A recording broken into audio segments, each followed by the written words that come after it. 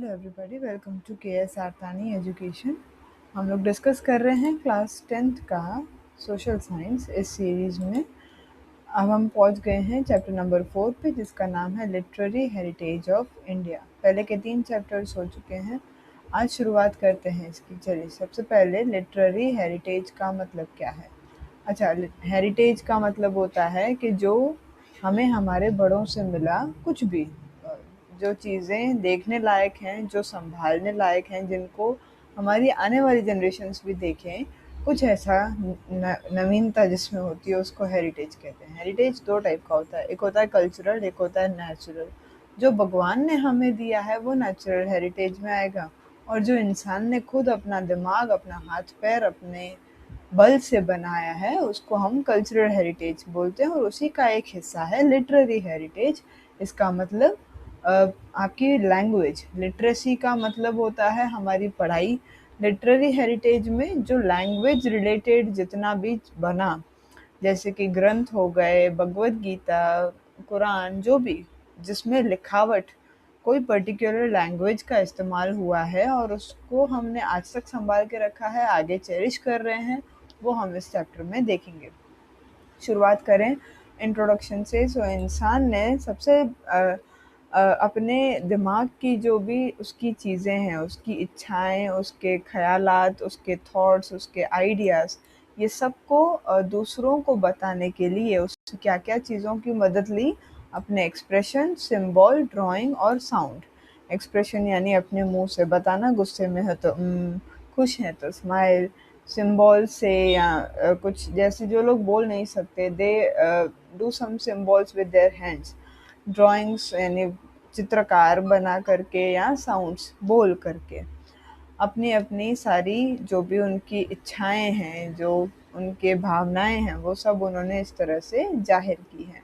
इससे डायलेक्ट्स और स्क्रिप्ट्स का इन्वेंशन हुआ। कैसे हम बात कर सकते हैं, कैसे हम लिख सकते हैं। स्क्रिप्ट ने लैंग्वेज को डेवलप करा। एक समय के बाद जैसे जैसे समय बीतता गया, तो फिर लैंग्वेज को इस्तेमाल करने लगे अपने थॉट्स को बताने के लिए।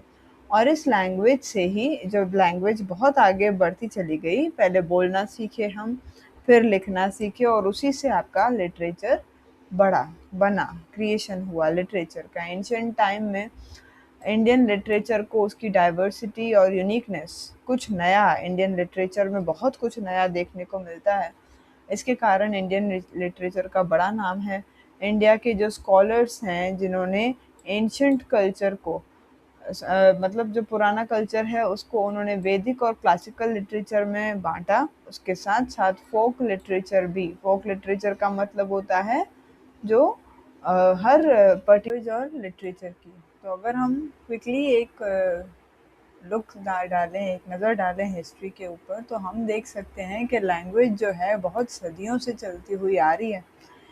ये जो लैंग्वेज है, इसमें एक भाषा ने दूसरी भाषा पे अपना असर डाला, और इससे हुआ ये कि आपका लिटरेचर डेवलप करते चला गया। लिटरेचर का मतलब होता है कथाएं, कहानियाँ, कविताएं, poems, stories and some kind of books which are available in our literature। तो इससे हुआ ये कि कुछ न्यू लैंग्वेजेस आई, लिटरेचर डेवलप हुआ, फ्लरिश हुआ, बहुत बढ़िया बढ़िया कहानियाँ, किताबें सब बने। बेस्ट एग्जांपल है संस्कृत लैंग्वेज। संस्कृत लैंग्वेज को आज बहुत कम इस्तेमाल किया जाता है, लेकिन रिलीजियस सेरेमनीज और रिचुअल्स, जो वर्शिपिंग रिचुअल्स हैं, फॉर एग्जांपल हुआ हम कोई कथा करवा रहे हैं, हम शादी कर रहे हैं, हम कुछ पूजा कर रहे हैं, तो उसमें भी आज भी संस्कृत लैंग्वेज का इस्तेमाल किया जाता है। जनरली लैंग्वेज जो है इंसान को अपने सारी चीज़ें, अपने एक्सप्रेशंस, अपनी समझ बताने का एक बढ़िया तरीका लैंग्वेज हमें देती है। इंडिया की जो सबसे पुरानी स्क्रिप्ट है वो हड़प्पन सिविलाइजेशन में बनाई गई थी, जो कि अभी तक हमें नहीं मिली है, और ना ही हमारे पास उस टाइम के लैंग्वेजेस की इतनी ज़्यादा इन्फॉर्मेशन है। महर्षि पनिनी ने संस्कृत को, या संस्कृत की ग्रामर को हम बोल सकते हैं, उन्होंने उसको डेवलप करा था। उस टाइम की जो महर्षि पनिनी की जो सबसे मोस्ट इम्पॉर्टेंट बुक है, वो है अष्टध्यायी, जो एक नोटवर्दी बुक है, जो एक बोल सकते हैं कि एक बढ़िया सी किताब है संस्कृत की ग्रामर को समझने के लिए, और ये 4वीं सदी में बना था। संस्कृत को हम आर्यन की लैंग्वेज मानते हैं, सेजेस या लैंग्वेज ऑफ स्कॉलर्स, जो उच्चतम पढ़े लिखे लोग होते हैं, जो गुरु होते हैं, जो संत होते हैं, और जो आर्यन है उनकी लैंग्वेज संस्कृत मानी जाती है। ऐसा माना गया है कि ये संस्कृत जो है वो कंप्यूटर यूज़ के लिए भी बेस्ट लैंग्वेज है, और इस बात को इंटरनेशनल लेवल तक भी माना जाता है। नॉलेज, साइंस, रिलीजन और फिलोसॉफी चारों कैटेगरीज में चीफ लैंग्वेज जो है उस टाइम पे संस्कृत था। एंशियंट इंडियन लिटरेचर, हमने अभी पढ़ा कि इंडियन लिटरेचर को 2 पार्ट्स में बाँटा गया था। एंशियंट लिटरेचर को एक है वैदिक और एक है क्लासिकल। तो वैदिक का मतलब होता है हमारे वेदास, वेदास का मतलब है नॉलेज, और नॉलेज हमारे यहाँ पर 4 हिस्से वेद की। तो ऋग्वेद सबसे पुराना काम है हमारे इंडियन लिटरेचर का। इसमें 1028 श्लोक हैं, वंडरफुल वर्क है। इसके अंदर 10 भाग हैं। इसके जो मोस्टली वर्सेस हैं वो भगवान की प्रार्थनाएं हैं। ये यज्ञ करते टाइम इसको इस्तेमाल, इन वर्सेस को, प्रेयर्स को किया जाता है। और ये जो वर्सेस हैं इनमें से जो उषा यानी द गॉडेस ऑफ डॉन, यानी कि जो सुबह का जो टाइम होता है, उस टाइम के जो भगवान माता है उनका नाम है उषा जी, उनके जो वर्सेस हैं बहुत ज़ोरदार हैं। ये वर्क डिस्क्राइब करता है पॉलिटिकल, सोशल और रिलीजियस मैटर्स। आर्यन के जितने भी मैटर्स थे जो उस टाइम पर सप्त सिंधु के आसपास रहते थे, उन सब के मैटर्स को यहाँ पर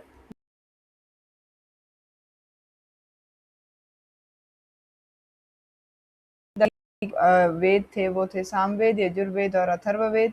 सामवेद जो है उसमें आप कैसे उन वर्सेस का उच्चारण करेंगे, रेसिटेशन का मतलब है उच्चारण करना, और इसीलिए यहाँ पर और एक और इसमें है, सामवेद के अंदर म्यूजिक के ऊपर जोर दिया गया है, और इसको बोलते हैं गंगोत्री ऑफ म्यूजिक। अच्छा, गंगा नदी जहाँ से उनका उद्गम होता है, जहाँ से वो शुरू होती है, वो जगह है गंगोत्री। यहाँ पर गंगोत्री का मतलब है म्यूजिक जहाँ से शुरू हुआ, आपका सुर ताल, आपके जो गाने हैं, आप वो सब कहाँ से शुरू हुए, सामवेद से शुरू हुए। यजुर्वेद की बात करें, यजुर्वेद को बोलते हैं यज्ञ का वेद, और इसमें 2 फॉर्म्स हैं, एक है प्रोज और एक है वर्स, यानी कि सारी पोएम्स के तरीके से भी है और वर्स की तरह से भी है। ये जो है इसके अंदर यज्ञ के टाइम पे जो हिम्स बोले जाते हैं, जो मंत्र बोले जाते हैं, उन सबको यहाँ पर बताया गया है। Next comes Atharvaveda. अथर्ववेद के अंदर सारे रिचुअल्स और संस्कार, यानी कि जो भी हमारे रीत रिवाज हैं, जो भी हम संस्कार करते हैं, किसी के पैदा होने पे, किसी के मरने पे, किसी की शादी में, जो भी कुछ होते हैं, बोलते 16 संस्कार होते हैं हमारे, तो ये सब अथर्ववेद के अंदर लिखे हैं। फिर आता है उपनिषद। उपनिषदिक जो लिटरेचर है, इसके अंदर हमारे कैसे हमारा यूनिवर्स शुरू हुआ, लाइफ, डेथ यानी जीवन और मरण की जो मिस्ट्री है, मटेरियलिस्टिक और स्पिरिचुअल वर्ल्ड, हम जिस चीज़ की चिंताएं करते हैं, पैसे, हमारा घर, ये सब मटेरियलिस्टिक वर्ल्ड में आता है। स्पिरिचुअल वर्ल्ड यानी आध्यात्मिक, भगवान की तरफ जोड़ने वाली जो दुनिया है, उन सब के बारे में पूरा डिस्क्रिप्शन, पूरा एनालिसिस, हर चीज़ का विवरण इसमें उपनिषद में किया है। एग्जाम्पल है बृहदारण्य और छांदोग्य। ये अर्लीस्ट उपनिषद हैं जो डायलॉग फॉर्म में है। डायलॉग फॉर्म मतलब 2 लोग बात कर रहे हैं और उसको यहाँ पर लिखा गया है। 108 हैं उपनिषद, जैसा कि मुक्ति को उपनिषद बताता है। फिर बात आती है ब्राह्मणिकल लिटरेचर की। बहुत सारे ब्राह्मणिकल एपिक्स जो हैं वो बनाए गए थे, और ये क्यों बनाए गए थे, ताकि हम वेदों का मतलब समझ सकें। कोई भी क्रिटिकल अप्रिसिएशन जो वेदास के, मतलब वेदास में से जो भी कोई अच्छी सी चीज़ निकल के आती थी, उसको पोएटिक फॉर्म में डाल करके ब्राह्मणिकल लिटरेचर में डाल दिया गया, यानी पोएम्स की तरह से उसको ब्राह्मणिकल में लिख दिया गया। वैदिक लिटरेचर और डायरेक्टिव प्रिंसिपल्स के हमारा व्यवहार कैसे होना चाहिए और वेदों में क्या-क्या लिखा हुआ है, ये सारी चीज़ें इसमें बड़े अच्छे से बताई गई हैं, किसमें, ब्राह्मणिकल लिटरेचर में। अरण्यकाश की बात करें तो आर्यंस ने अपनी ज़िंदगी का आखिरी हिस्सा जो है वो अरण्यकाश में वो लोग पूरा करते थे। वो अपने आश्रम्स बनाते थे, अरण्यकाश या फॉरेस्ट इसको हम बोल सकते हैं। उन्होंने लिटरेचर बनाया फिलोसॉफी के ऊपर, फिलोसॉफी यानी अपना माइंड जो भी है उसके ऊपर। उनकी डीप थिंकिंग का ये नतीजा था, वो जो सोचते थे वो लिख देते थे, और इसको ही हम बोलते हैं अरण्यकाश। फिर आता है वेदांगास। वेदांगास के अंदर हमारे रिलीजियस प्रैक्टिसेस, रिचुअल्स, जो भी हमारे, जो हम चीज़ें करते हैं, फॉर एग्जांपल दिवाली पे पूजा करते हैं, होली पे पूजा करते हैं, हमारी ग्रामर, हमारी एस्ट्रोलॉजी, एस्ट्रोनॉमी, सब चीज़ें वेदांगास में लिखी हुई है। अच्छा, एस्ट्रोलॉजी क्या होती है? जो हमारे वास्तु शास्त्र जिसको हम बोलते हैं, एस्ट्रोनॉमी होती है तारों से जुड़ी हुई, सारे प्लैनेट से जुड़ी हुई। रामायण और महाभारत दो बढ़िया से इंडियन एपिक्स हैं, बढ़िया सी किताबें हैं जिनको हर किसी को पढ़ना चाहिए। इनका जो प्रेजेंट फॉर्म है ये कब का लिखा हुआ है? 2nd सेंचुरी का लिखा हुआ है। रामायण के अंदर श्री रामचंद्र की कहानी है जो कि अयोध्या के राजा थे। रामायण महाभारत से छोटा है, एपिक जो है वो छोटा है। इसके अंदर बहुत सारी अट्रैक्टिव स्टोरीज हैं कि श्री राम की कैसे पूरा जीवन उनका बीता। महाभारत पूरी दुनिया का सबसे ज़्यादा बड़ा एपिक है। इसके अंदर 1 लाख जो है श्लोक हैं। इसके अंदर कौरवास और पांडवास, कौरवों और पांडवों की जो लड़ाई थी उसकी बात हुई है इसके अंदर। उसके अलावा और भी कई सारी स्टोरीज हैं। भगवद गीता जो कि महाभारत का ही एक हिस्सा है, उसके अंदर डीप फिलोसॉफिकल प्रिंसिपल्स बताए गए हैं जो हमारे जीवन को बढ़िया बना देंगे। भगवद गीता, इसमें ये भी बताया गया है कि आप मोक्ष या सैल्वेशन कैसे अटेन कर सकते हो विद द हेल्प ऑफ ज्ञान, कर्म एंड भक्ति। 3 चीज़ें हैं जो हर इंसान के पास होनी चाहिए, अच्छा कर्म, अच्छा ज्ञान और भगवान की भक्ति, और इससे हमें मिलेगा क्या? मोक्ष मिलेगा। और ये कहाँ बताया गया है? भगवद गीता में। और भगवद गीता किसका हिस्सा है? महाभारत का। महाभारत इंडिया का सबसे बड़ा एपिक है। इसके अंदर 1 लाख से ज़्यादा हमारे श्लोक दिए हुए हैं। चलो आगे बात करें। रामायण और महाभारत दोनों ही इंडिया के कई सारे लोगों को आज तक इन्फ्लुएंस करते आ रहे हैं, लोगों की ज़िंदगियों को संवारते आ रहे हैं। उन्होंने संस्कार हमारे इंडियंस में डाले हैं, मोटिवेशनल सीड्स जो हैं, अच्छे संस्कार, अच्छे तरह से रहना, जो भी है वो सब इन्होंने डाला है रामायण और महाभारत में। इस पीरियड के दौरान संस्कृत लिटरेचर बनाया गया था और इसके अंदर काफ़ी अच्छा कॉम्बिनेशन बनाया गया रिलीजियस और worldly aspects of life. Worldly aspect का मतलब क्या हुआ? जो हमारी खुद की ज़िंदगी है, जो हमारा गृहस्थ जीवन है, हमारा घर है, हमारा सोसाइटी है, इन सब के जो भी बातें हैं वो भी यहाँ लिखी गई हैं। और रिलीजियस यानी भगवान से जुड़ी हुई बातें भी लिखी गई हैं। जो वैदिक रिलीजन है यानी जो आपके 4 वेदास हैं, उनको समझाने में सबसे पहला काम पुराणास ने किया था। जो पुराण हमारे हैं उन्होंने इन वेदों को समझाने का काम किया। इस समय के दौरान कई सारे स्क्रिप्चर, स्मृति ग्रंथ बनाए गए थे। स्मृति ग्रंथ, ग्रंथ का मतलब किसी की याद में कोई ग्रंथ बनाना। ये जो स्क्रिप्चर्स हैं इनके अंदर साइंस, फिलोसॉफी की बातें कही जाती हैं, जैसे कि कौटिल्य का अर्थशास्त्र। इसके अंदर ये आप पढ़ेंगे भी जाके 11th स्टैंडर्ड में। इसके अंदर मैनेजमेंट की बड़ी अच्छे से बात करी गई है, इकोनॉमिक्स के काम आता है। अर्थशास्त्र का सिंपल मतलब होता है देश की अर्थव्यवस्था जो पैसों के लिए जानी जाती है। कई सारी ऐसी बुक्स भी बनी जो आर्ट्स, मैथमेटिक्स और दूसरे साइंस पे बात करती है। स्मृति ग्रंथ जैसे कि नाम बताता है, इसका मतलब है religious teachings, laws and customs, यानी जो हमारे कायदे कानून हैं, जो भगवान की शिक्षाएं हैं, जो कई सारे संतों ने दी थी, वो सब स्मृति ग्रंथ में लिखी जाती है। पहले का जो बुद्धिस्ट लिटरेचर होता था वो पाली भाषा में लिखा जाता था।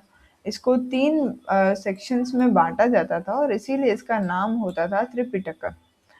इसके अंदर सुक्त पिटिका, विनय पिटिका और अभिधम्मा पिटिका, ये 3 पिटिका होते थे, यानी कि 3 इसके पार्ट्स होते थे।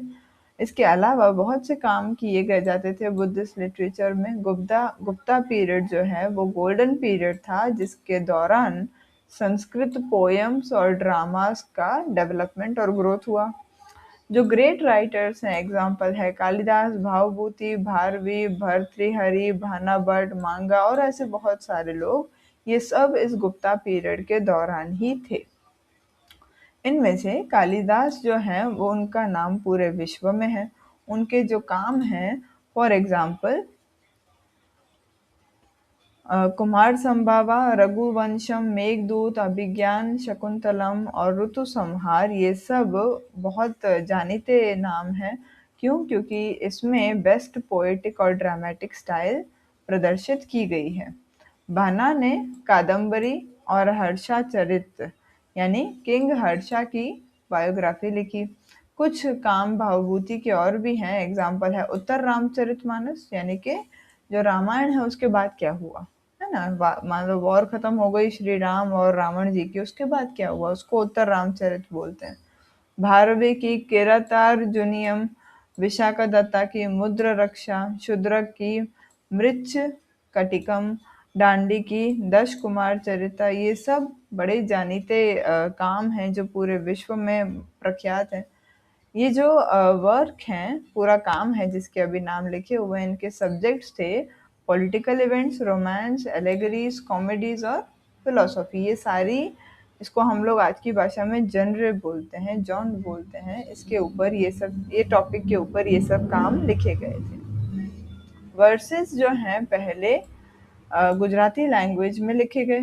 उसके बाद ऑफ कोर्स जैसे जैसे टाइम बीता तो गुजराती लैंग्वेज भी डेवलप हुई और गुजराती लैंग्वेज में भी बहुत सारे काम किए गए। जो गुजरात का हेरिटेज है, गुजराती लैंग्वेज का जो हेरिटेज है, वो बड़ा ही प्रॉस्परस हुआ। और वो किसने किया? श्री नरसिंह मेहता, मीराबाई, दयाराम, अखो, प्रेमचंद, प्रीतम और इन सब ने बढ़िया बढ़िया से गाने बनाए, वर्सेस बनाए, गरबा, नैरेटिव पोएम्स, छप्पास, ये सब इन लोगों ने बनाया और इससे गुजराती हेरिटेज है जो वो बड़ा प्रख्यात हो गया।